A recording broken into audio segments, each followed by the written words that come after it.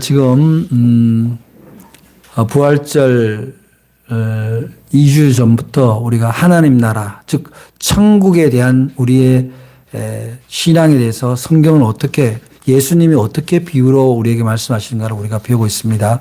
근데 우리가 잠깐 복습을 하면 예수님이 이 땅에 오신 것은 이 땅에 하나님 나라를 위해서 온 거지 죽어서 하나님 나라를 가기 위해서 오신 건 아니에요.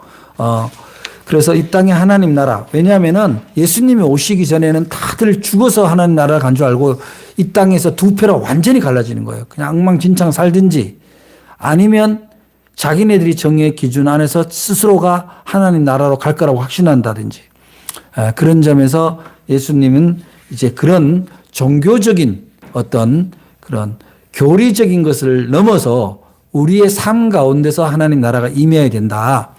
그렇게 얘기를 하시면서 첫 번째 비유가 이제 씨 뿌린 자 비유였죠. 그러니까 마음밭이 좋아야 길가 딱딱한 길 같은 마음이라든지 길바닥 같은 마음이라든지 돌이 무성한 그런 근심덩어리, 암덩어리를 갖고 있는 마음밭이라든지, 그리고 가시덤불, 이 안에 시기, 질투, 여러 가지 상처 이런 거를 갖고 있는 그런 내 영혼의 잡초 같은 것이 많은 마음밭에서는 천국의 씨앗이 자랄 수가 없다.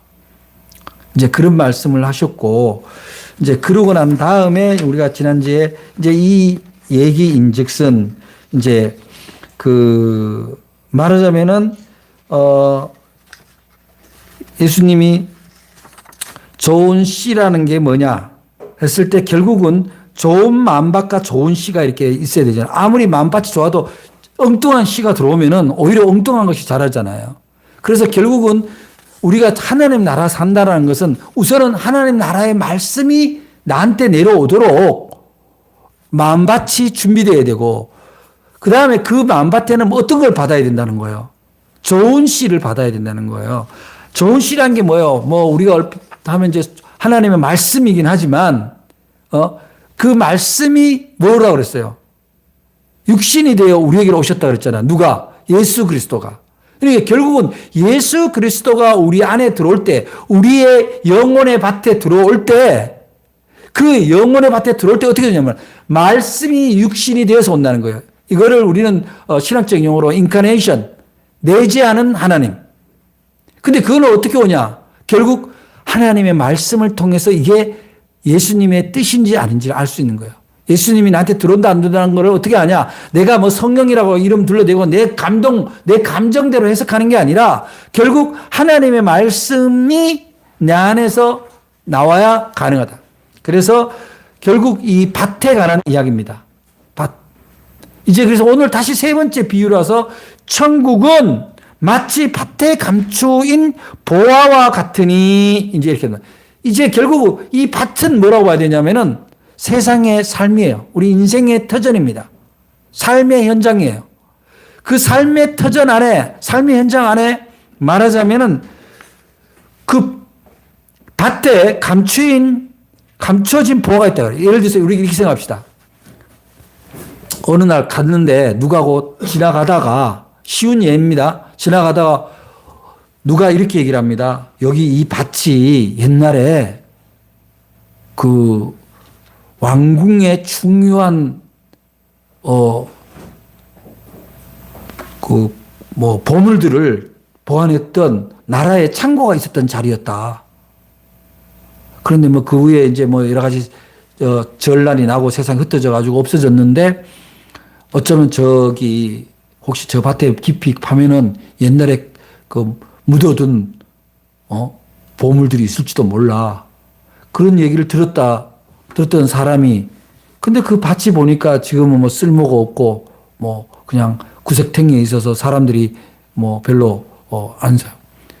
그런데 그러면 다른 사람들이 그거를 여기서 평당에 10,000원이다 그런데 이 사람이 거기를 한번 가봅니다. 가봤더니 정말 무슨 조각 같은 게 나오기 시작해요. 그러면 다른 사람은 그 정보를 모르기 때문에 그 땅을, 쓸모없는 땅을 안 사죠. 돈을 주고. 근데 이 사람은 주인한테 그 땅을 팔아라 그러는 거야. 그 안에 뭐가 있을 거라고 생각했다고 그래요. 보화가, 그게 단순히 세상에 이렇게 거래되는 그런, 시중가의 거래가에 집중하지 않고 그 안에 무엇이 담겨 있다. 여러분 생각해보세요. 만약에 그 밑에, 어느 땅 밑에 온천이 있다. 그죠? 땅을 팠더니 온천이 나온단 말이에요. 김이 쉬시려고. 그럼 그걸 딴 사람들이 그 평당 10만 원이라 근데 이 사람이 100만 원인들 안 사겠냐고. 사람들이 세상은 다 그래요. 그걸 우리는 이른바 투자라고 하는 거죠. 투자. 무슨 주식 투자도 지금은 이 주식이 5만 원 하지만 이게 언젠가는 10만 원, 20만 원 될 거라는 그 안에 보이지 않는 보화 같은 가능성에 대한 정보가 있으면 사람이 투자를 하잖아요. 그래서 천국은 밭에 감추인 보화 같다는 얘기는 감추인이라는 게 뭐예요? 그거를 발견할 수 있는 눈과 의지가 있는 사람한테만 있는 보화예요. 여러분 수석 채취하는 사람 있잖아요. 수석. 강이나 산에 가서 막 돌 모으는 사람.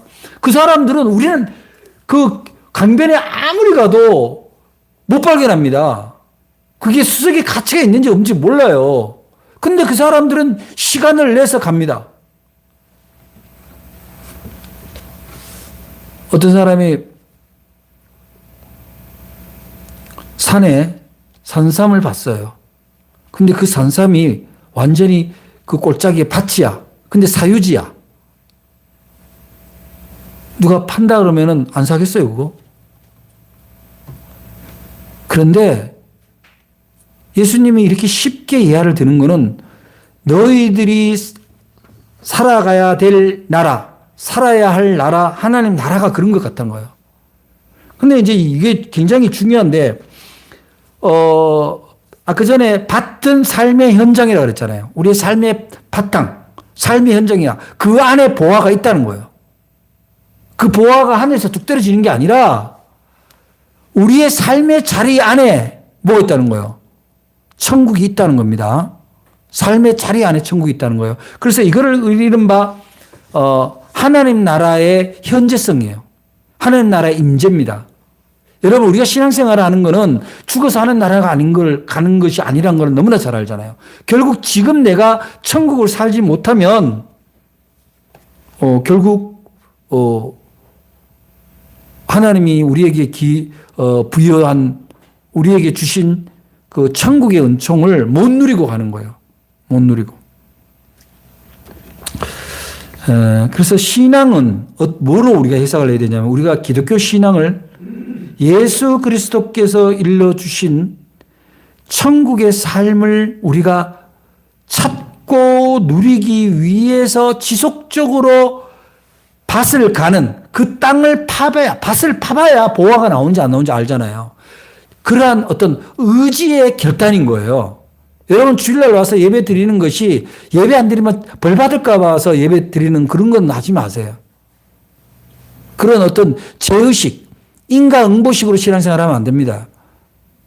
우리의 신앙생활은 결국 우리가 예수 그리스도와 가까이 하나님의 말씀과 가까이 늘 성령과 함께 한다는 것은 우리의 삶 안에서 어떻게 사는 것이 천국의 삶, 즉 보화를 발견하고 그거를 내가 소유하고 누리는 삶이냐, 그거를 같이 누리고 나누는 삶이냐, 그거를 찾아가는 의지의 행동인 거예요. 그러기 위해서 우리는 다른 사람들이 리모컨은 나의 목자시니 그리고 주일날 TV를 볼 때 우리는 오는 거예요. 예배당에. 그래서 사람들이 보면 참 예수 안 믿는 사람들이 교회 다니는 거 보면요. 이해가 안 됩니다. 쉬는 날, 공휴일 날, 일요일 날 교회 가지, 돈 주지, 거기 가서 또 일하지. 참 어리석은 사람들이에요. 그런 비효율적인 일을 하나 싶을 거예요, 아마. 그런데 거기 가서 교회 봉사하는 사람들이 그 봉사하는 거에 대해서 막 너무 막 불공평하다, 힘들다, 지친다 이런 사람들이 그렇게 봉사하지 않아요. 거기서 뭐가 있어요? 기쁨이 있는 거예요. 보람이 있는 거예요. 천국의 삶의 한 모양이 있는 거예요. 힌트가 있는 거란 말이죠. 우리가 잘 아는 고린도전서 1장 18절에 뭐라고 그래요? 십자가의 도가 멸망하는 자들에게는 미련한 것이요 구원을 받는 우리에게는 하나님의 능력이다. 여러분, 오늘 여러분들이 오늘 주님이 이 간단하게 한 절의 말씀으로 우리에게 천국을 이야기했는데 이 짧은 이 비유의 말씀이 여러분에게 천국이 보이는 놀라운 역사가 있기를 바랍니다. 천국을 사는 은혜가 여러분에게 임하게 되기를 정말 바라는 거예요. 가끔씩 우리가 선교사님들 보잖아요. 선교사님들 보면은 우리 여기 캄보디아 송동환 선교사님도 이제 육군 이제 대위에서 소령 진급차인데 갑자기 성령님의 뜨거움과 선교에 대한 사명이 생긴 거예요. 그러니까 진급을 해서 이제 영관급으로 가는 그 과정에 그냥 전역을 합니다. 대부분 이랬죠. 영관급으로 가서 소령까지 해서 군생활을 20년 하면요. 연금이 나와요. 군인 연금이 셉니다. 공무원 연금보다 더 많은 게 군인 연금이거든요. 여기 군인에 있었던 우리 아드님도 계시지만 그래서 대부분의 군인들이 이래요. 20년을 어떻게 해서는 버틸라고 그래요. 내가 막 진급을 못 하더라도. 그래서 진급 못하는 막 상사들 보면 막 다 자기보다가 몇 기수 후배인데도 뭐 자기보다 윗사람으로 있고 그러잖아요. 그죠? 그럼에도 있는 게 뭐냐면은 그거를 자기에게 주어질 그 샐러드 먹을 거리를 포기를 못 하는 거죠. 근데 이 선교사님은 어떻게 해요? 포기를 하는 거예요. 진급도 포기하고 연금도 포기하고 신학교를 간 거야. 여러분 이해가 안 되지 않아요? 그래가지고 거기 가서 지금 거기 선교센터에서 선교하고 여러 가지 오지 마을에 가서 막 건달마을, 염전마을 이런 데 가서 다시 그 안에 혼자서 교회 개척해서 아이들 모아서 성경학교 하고 하루에 주일 예배를 3번, 4번씩 드리러 온 동네를 다니고 있습니다. 얼마나 고생스러워요. 사실 어떻게 보면. 옛날에 짐 엘렛이라는 선교사가 있었어요. 이 사람은 그 대학에 의대에서 수석으로 졸업한 사람이야.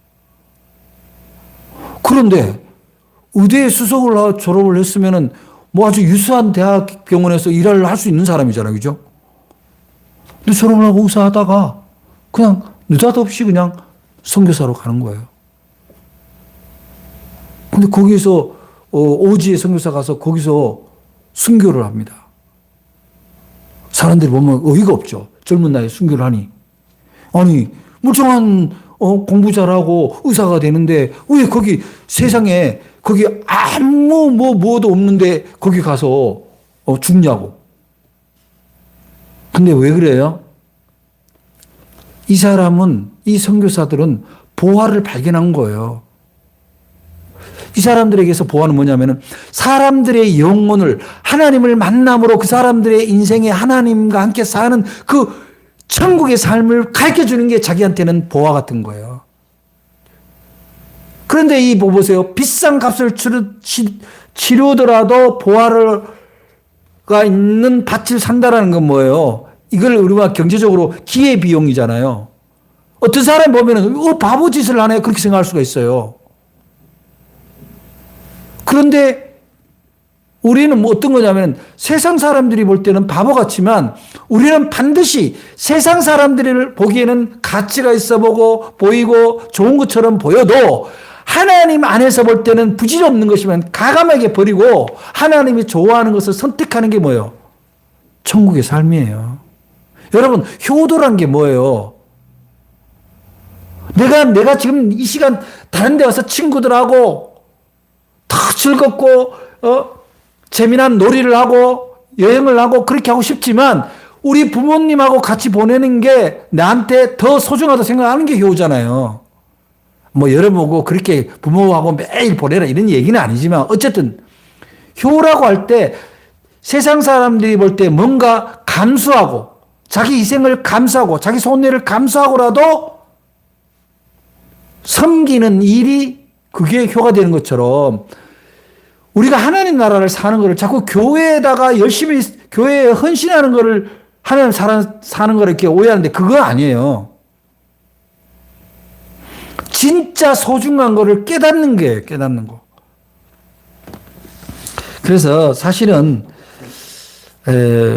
이 신앙 공동체인 교회의 역할은 교회 자체를 위해서 뭔가를 하는가 하기보다는 여기가 신앙 기도 공동체, 말씀 공동체, 그리고 봉사 공동체, 교육 공동체로서의 역할로서의 교회인 거지, 예배 공동체로서인 거지, 이 교회가 지금도 보니까 뭐 어디 교회가 서울에 어느 교회가 250억짜리 성전을 지르는데 짓자고 시작하고 보니까 돈이 250억이 아니라 500억이 들어간대요.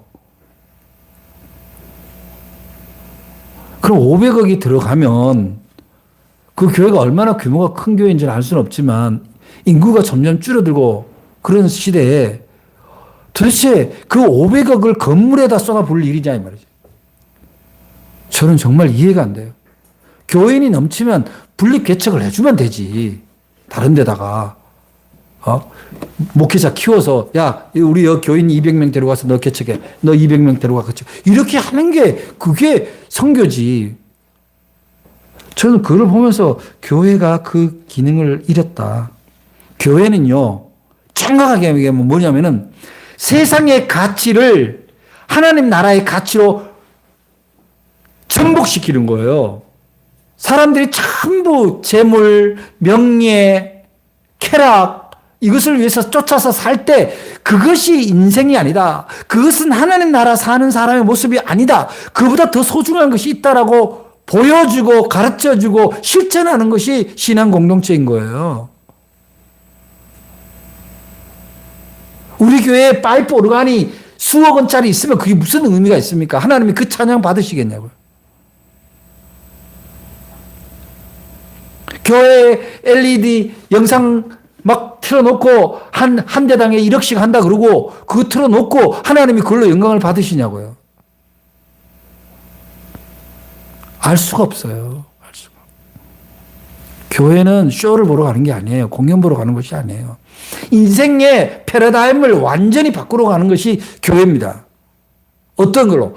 하나님이 예수님이 주인인 나라, 그 나라. 그래서 내 주인이, 내 인생의 주인이신, 내 시간의 주인이시고, 내 건강의 주인이시고, 내 재능의 주인이시고, 내 물질의, 내 모든 것의 주인이신 하나님과 함께 살아가는 것이 하나님 나라 아닙니까?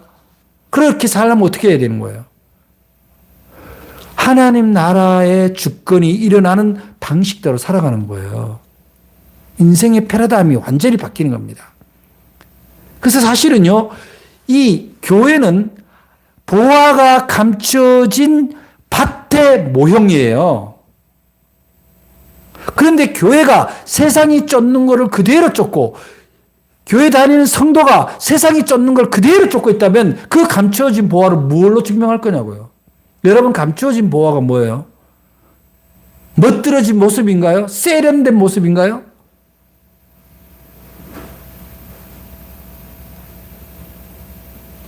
감추어진 보화는요, 사람에게 기쁨과 평안을 주는 거예요. 감추어지는 보화는요, 내 이익을 쫓기보다 하나님의 평안을 이루어가는 거예요. 그게 그리스도인의 보화입니다. 교회는 그러한 것을 보여주는 밭과 같은 거예요. 그런데 세상이 추구하는 세련됨과 화려함과 웅장함과 사람들의 눈에 어떻게 볼 거냐, 사람들의 귀에 어떻게 들릴 거냐, 이걸로서는 천국을 발견했다라고 보기가 어려워요.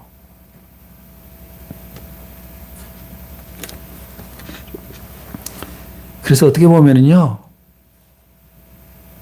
오늘날 교회가, 기독교가 선교에 어려움이 있다는 것은 감추어진 보화를 보기보다는 세상의 걸로 마치 보화인 것처럼 보이고 싶어하는 그런 욕구가 교회 안에도 들어있지 않나 그런 생각을 합니다. 뭐 니네 교회가 작으니까 그런 말 하냐 그렇게 생각할 수도 있지만 꼭 그런 건 아니에요. 그래서 우리는 신앙생활을 통해서 교회를 통해서 뭘 하냐면 내 가치 체계에 전복이 있어야 되는 거예요. 혁명이 있어야 된다는 겁니다. 안 그러면 안 돼요.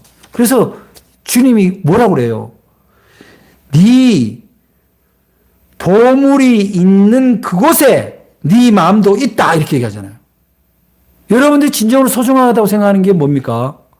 여러분이 아마 소중하다고 생각하는 게 솔직히 그냥 교회 오니까 갑자기 신앙생활 소중하게 생각 이렇게 대답할 수 있지만 세상에 나가면 뭐예요? 우선 돈이 있어야죠. 그래도 우선 뭐 사회적으로 소셜 레벨 어느 정도 사회적인 위치도 있어야죠. 그리고 뭐 실력도 있어야죠. 필요 없다는 건 아니에요. 그런 것들이 하나님 나라의 보화, 즉 사랑과 평화라는 하나님 나라의 빛나는 보석을 나타낼 때 그게 방해가 되면요. 그거를 감히 버릴 수 있어야 되는 거예요. 그 값을 치르고 그 사랑과 평화라는 예수라는 보화를 살 수 있는 용기, 그 믿음, 그 결단이 바로 그리스도인이 모습이라는 거예요. 근데 우리는 날마다 그런 시험을 받을 수밖에 없어요.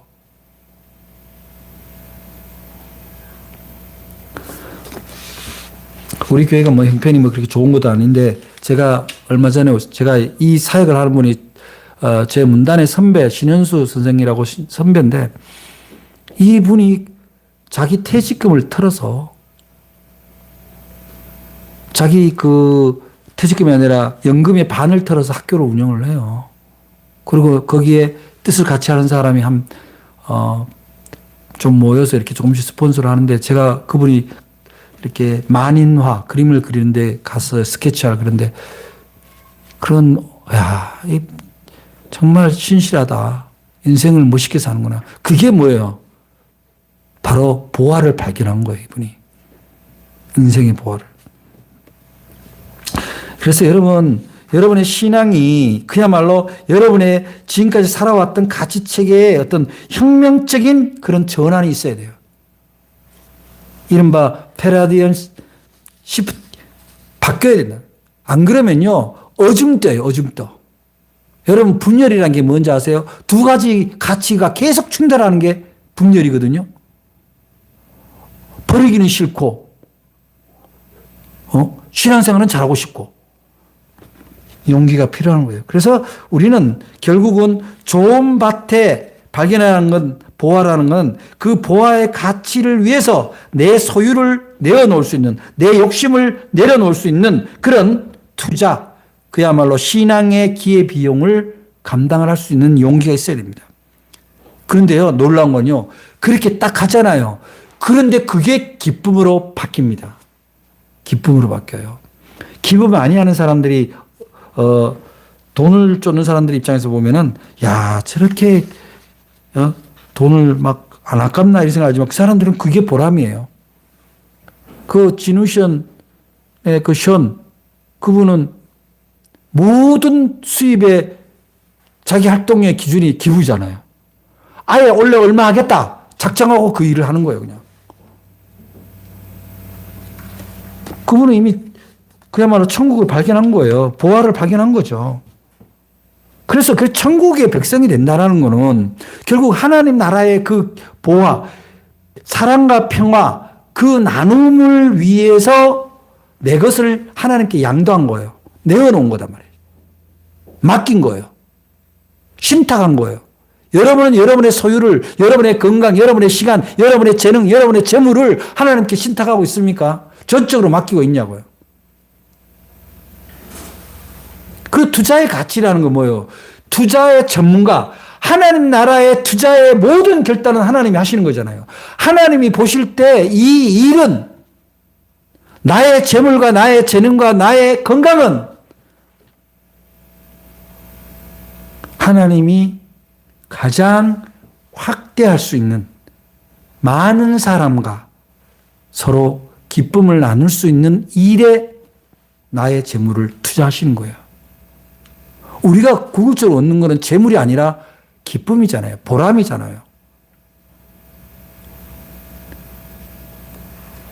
그것이 바로 우리가 신앙 공동체 안에서 찾아야 될 현재적 천국의 모습인 거예요.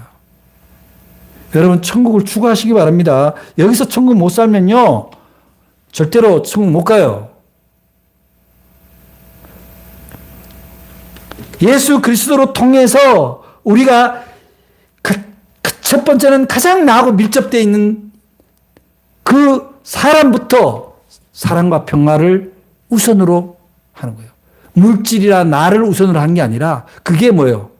보화를 사는 거예요. 그리고 그것을 점점 확장해 갈 때 가족에서 동료로, 동료에서 이웃으로, 이웃에서 이방에까지 확장해 갈 때 이 사람의 천국의 보화는 엄청난 거죠.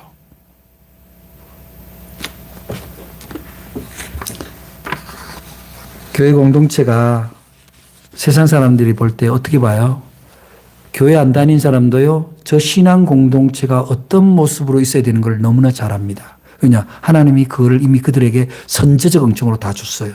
그런데 교회의 모습, 우리 신앙인들의 모습이 세상이 쫓는 힘과 권력, 재물을 지속적으로 쫓고 있는 모습이라면 세상 사람들로서 어디서 천국을 발견해야 될까요?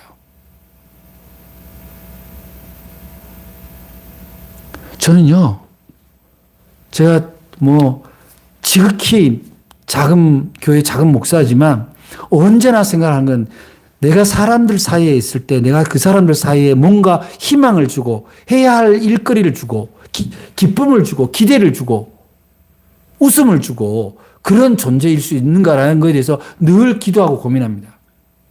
근데 그거는 입으로만 되는 건 아니에요.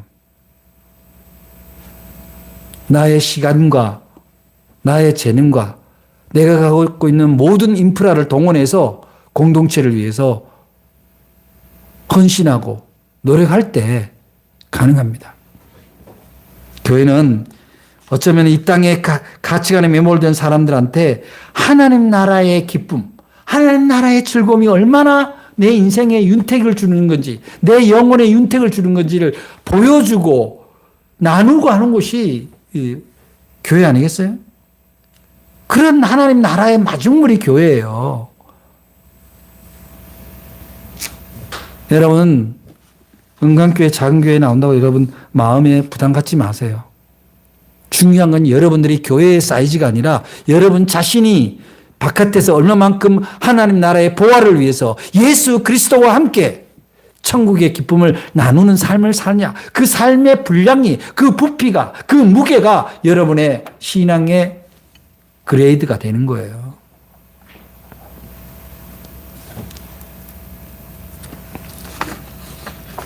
제가 제 신학의, 제 목회의 슬로건이 뭐라 그랬어요? 삼희일치라 그랬잖아요. 세 가지 기쁨이 일치되면 그 사람의 인생은 성공한 거다. 삼위일치가 뭐예요? 첫째, 내가 하는 일이, 내가 하는 말이, 내가 가는 곳이 하나님이 기뻐할 만한 곳이냐, 기뻐할 마음이냐, 기뻐할 대상이냐. 그거예요. 그 다음 두 번째는 뭡니까? 내가 하는 말이, 내가 하는 일이 내 이웃도 기뻐할 만한 일이냐고요. 그 다음 세 번째, 중요합니다.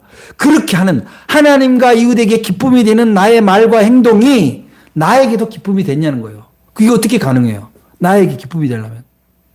하나님이 기뻐하고 이웃이 좋아하는 일들, 하나님과 이웃이 함께 좋아할 수 있는 일이 내 인생의 기쁨이라고 생각을 하면 그게 내 인생의 보람이고 그거를 조금씩 해갈 때 나한테 희열이 오는 거예요.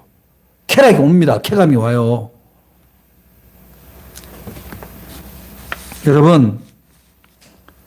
여러분의 인생이 하나님 안에서 이루어지려면 어떻게 해야 됩니까?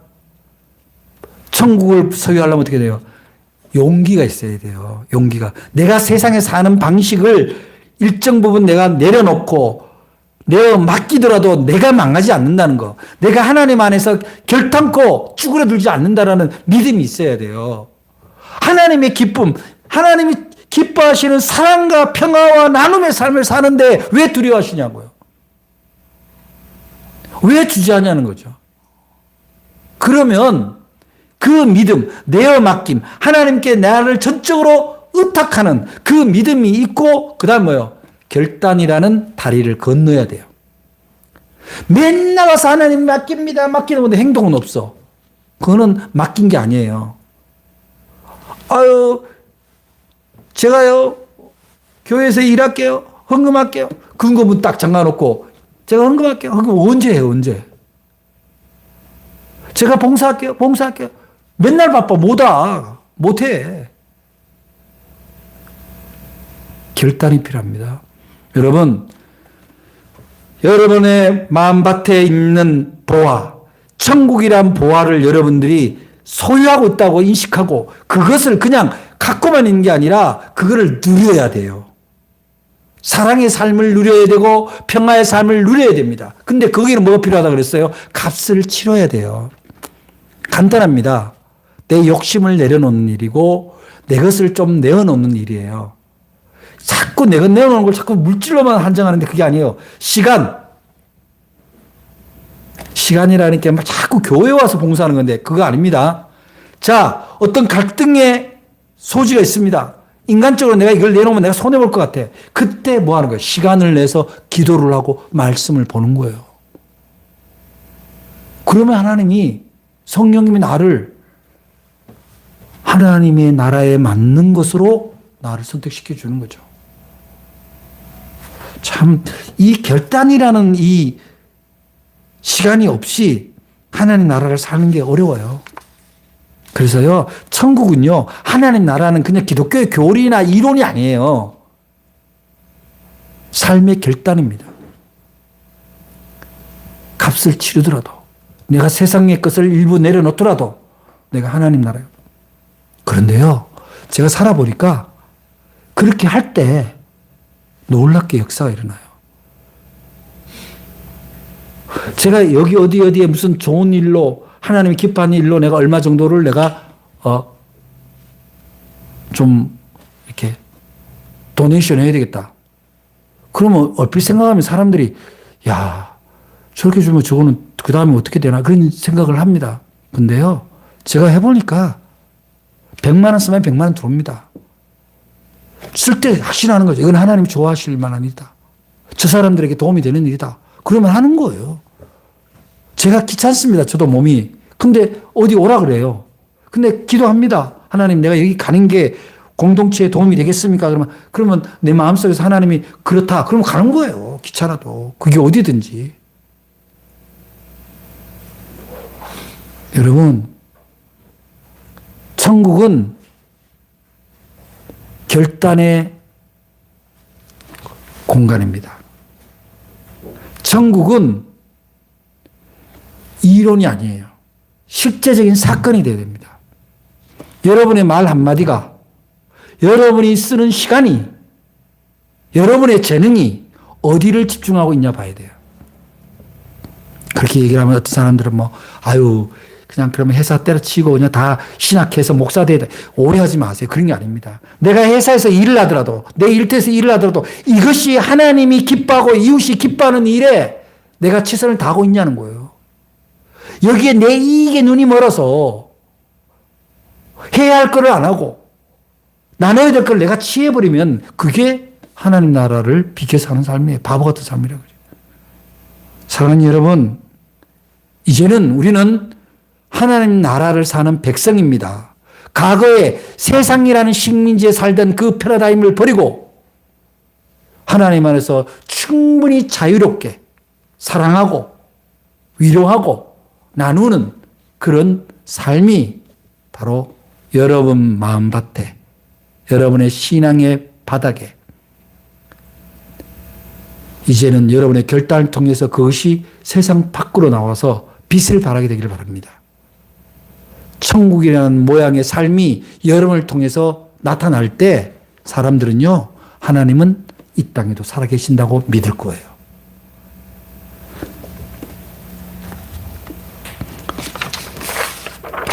여러분의 삶 가운데서 만난 예수라는 보화를 결단코 세상이라는 어둠에 묻어두지 않기 바랍니다.